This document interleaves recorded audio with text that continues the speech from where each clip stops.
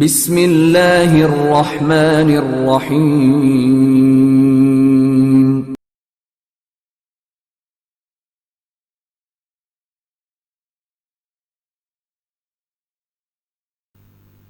رسول اللہ صلی اللہ علیہ وسلم نے فرمایا، وہ وقت قریب ہے جب مسلمان کا سب سے عمدہ مال اس کی بکریاں ہوں گی، جن کے پیچھے وہ پہاڑوں کی چوٹیوں اور برساتی وادیوں میں اپنے دین کو بچانے کے لیے بھاگ جائے گا۔ صحیح بخاری حدیث نمبر 19۔ رسول اللہ صلی اللہ علیہ وسلم کسی کام کا حکم دیتے تو وہ ایسا ہی کام ہوتا جس کے کرنے کی لوگوں میں طاقت ہوتی۔ اس پر صحابہ کرام نے عرض کیا کہ یا رسول اللہ، ہم لوگ تو آپ جیسے نہیں ہیں، آپ تو معصوم ہیں اور آپ کی اللہ پاک نے اگلی پچھلی سب لغزشیں معاف فرما دی ہیں، اس لیے ہمیں اپنے سے کچھ زیادہ عبادت کرنے کا حکم فرمائیے۔ یہ سن کر آپ ناراض ہوئے، حتیٰ کہ خفگی آپ کے چہرہ مبارک سے ظاہر ہونے لگی۔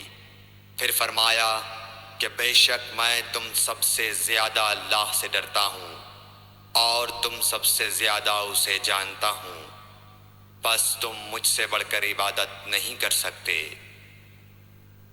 صحیح بخاری حدیث نمبر 20۔ حضور اکرم صلی اللہ علیہ وآلہ وسلم نے ارشاد فرمایا، جس شخص میں یہ 3 باتیں ہوں گی وہ ایمان کا مزہ پالے گا۔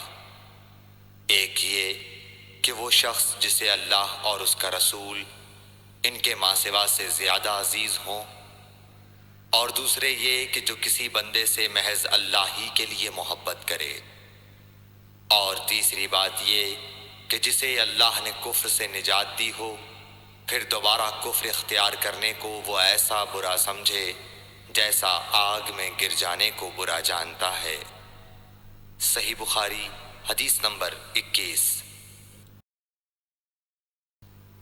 حضرت محمد مصطفیٰ صلی اللہ علیہ وآلہ وسلم نے فرمایا، جب جنتی جنت میں اور دوزخی دوزخ میں داخل ہو جائیں گے، اللہ پاک فرمائے گا جس کے دل میں رائی کے دانے کے برابر بھی ایمان ہو، اس کو بھی دوزخ سے نکال لو۔ تب ایسے لوگ دوزخ سے نکال لیے جائیں گے اور وہ جل کر کوئلے کی طرح سیاہ ہو چکے ہوں گے، پھر زندگی کی نہر میں یا بارش کے پانی میں ڈالے جائیں گے۔ اس وقت وہ دانے کی طرح اگائیں گے جس طرح ندی کے کنارے دانے اگاتے ہیں۔ کیا تم نے نہیں دیکھا کہ دانہ زردی مائل پیچ در پیچ نکلتا ہے؟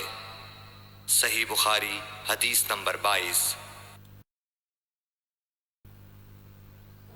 حضور اکرم صلی اللہ علیہ وآلہ وسلم نے فرمایا، میں ایک وقت سو رہا تھا، میں نے خواب میں دیکھا کہ لوگ میرے سامنے پیش کیے جا رہے ہیں اور وہ کرتے پہنے ہوئے ہیں، کسی کا کرتا سینے تک ہے اور کسی کا اس سے نیچا ہے۔ پھر میرے سامنے عمر بن خطاب لائے گئے، ان کے بدن پر جو کرتا تھا اسے وہ گھسیٹ رہے تھے، یعنی ان کا کرتا زمین تک نیچا تھا۔ صحابہ رضی اللہ تعالی عنہ نے پوچھا کہ یا رسول اللہ، اس کی کیا تعبیر ہے؟ آپ نے فرمایا کہ اس سے دین مراد ہے۔ صحیح بخاری حدیث نمبر 23۔ ایک مرتبہ رسول کریم صلی اللہ علیہ وسلم ایک انصاری شخص کے پاس سے گزرے، اس حال میں کہ وہ اپنے ایک بھائی سے کہہ رہے تھے کہ تم اتنی شرم کیوں کرتے ہو؟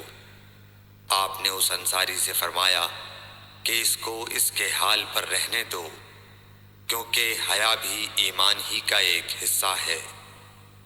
صحیح بخاری حدیث نمبر 24۔ رسول اللہ صلی اللہ علیہ وسلم نے فرمایا، مجھے اللہ کی طرف سے حکم دیا گیا ہے کہ لوگوں سے جنگ کروں، اس وقت تک کہ وہ اس بات کا اقرار کر لیں کہ اللہ کے سوا کوئی معبود نہیں ہے، اور یہ کہ محمد صلی اللہ علیہ وسلم اللہ کے سچے رسول ہیں، اور نماز ادا کرنے لگیں اور زکوٰۃ دیں۔ جس وقت وہ یہ کرنے لگیں گے تو مجھ سے اپنے جان و مال کو محفوظ کر لیں گے، سوائے اسلام کے حق کے۔ رہا ان کے دل کا حال تو ان کا حساب اللہ کے ذمہ ہے۔ صحیح بخاری حدیث نمبر 25۔ رسول اللہ صلی اللہ علیہ وسلم سے دریافت کیا گیا کہ کون سا عمل سب سے افضل ہے؟ فرمایا اللہ اور اس کے رسول پر ایمان لانا۔ کہا گیا اس کے بعد کون سا؟ آپ نے فرمایا کہ اللہ کی راہ میں جہاد کرنا۔ کہا گیا پھر کیا ہے؟ آپ نے فرمایا حج مبرور۔ صحیح بخاری حدیث نمبر 26۔ بلغ العلا بکمال